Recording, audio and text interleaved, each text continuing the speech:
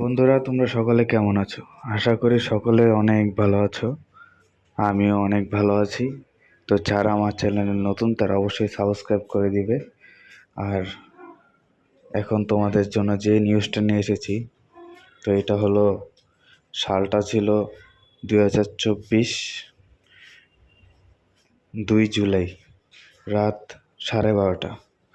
তো দেখতে পাচ্ছ অনেকগুলো ফায়ার সার্ভিস এসেছে। তো এটা ছিল একটা আওয়ামী লীগের অফিস।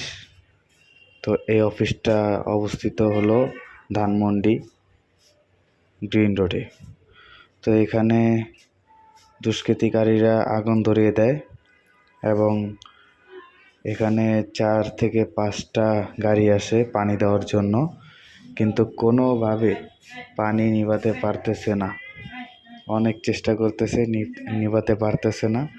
তো এটা ফুল ভিডিওটা আমি হয়তো এখন দিতে পারছি না, বাট পার্টে পার্টে দিব। তো তার জন্য ভিডিওটা অবশ্যই সাবস্ক্রাইব করে রাখবে। ধন্যবাদ, সাথে থাকবে।